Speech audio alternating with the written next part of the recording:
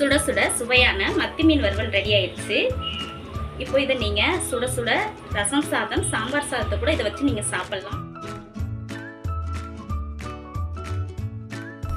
மத்தி மீன் வறுவல் எப்படி செய்யணும்னு பார்க்கலாம் வாங்க. அதுக்கு தேவையான பொருளை பார்த்துக்கலாம். மிளகாத்தூள் 2 ஸ்பூன். நான் ஜீரகத்தையும் மிளகையும் நல்லா மிக்சியில் அடிச்சு தூளா பண்ணி வச்சிருக்கேன். அது ஒரு 2 ஸ்பூன் எடுத்துக்கலாம்.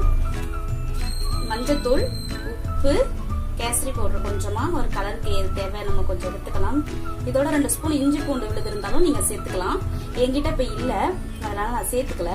அதோட கொஞ்சமா நம்ம வினிகர் சேர்த்துக்கலாம். வினிகர் எதுக்கு சேர்த்துக்கிறோம்னா நம்மகிட்ட எலுமிச்சப்பழம் இல்ல, அதனால நம்ம வினிகர் சேர்த்துக்கிறோம். நம்ம மீன் வறுக்க மசாலாவை ரெடி பண்ணியாச்சு. இந்த மசாலாவை நம்ம மீனோட அப்ளை பண்ணிக்கலாம். அப்ளை பண்ணிக்கிட்டு ஒரு 2 ஹவர்ஸ் கழிச்சு நம்ம இந்த மீனை பொரிச்சு எடுத்துக்கலாம்.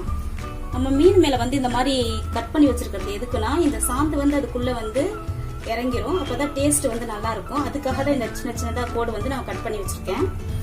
ஃப்ரெண்ட்ஸ், இப்ப நம்ம மீன்ல சாந்து அப்ளை பண்ணியாச்சு. இப்ப இது ஒரு 2 மணி நேரம் அப்படியே நல்லா ஊறட்டும். அதுக்கப்புறம் நம்ம வானல்ல பத்த வச்சு எண்ணெய் ஊத்தி நம்ம மீனை பொரிச்சுக்கலாம். 2 மணி நேரம் ஆயிடுச்சு. அடுப்பு பத்த வச்சு நம்ம தோசைக்கலை வச்சாச்சு.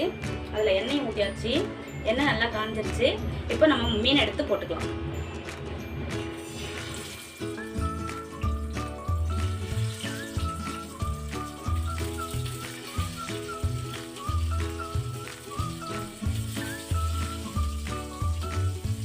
ஃப்ரெண்ட்ஸ், இப்போ நம்ம இதை திருப்பி போட்டுக்கலாம்.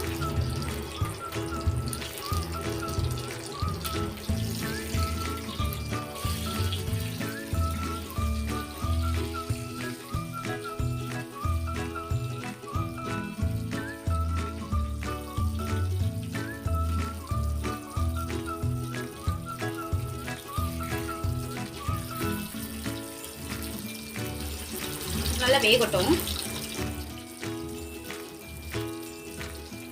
ஃப்ரெண்ட்ஸ், மீன் நல்லா பொரிஞ்சிட்டு இப்போ நம்ம இதை ஒரு கிண்ணத்துல எடுத்துக்கலாம்.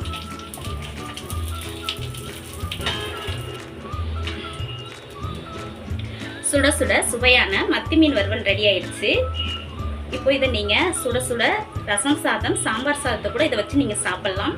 எப்படி இருக்குன்னு சாப்பிட்டு பார்த்துட்டு நீங்க கமெண்ட்ல சொல்லுங்க. மறக்காம நம்ம சேனலை சப்ஸ்கிரைப் பண்ணுங்க.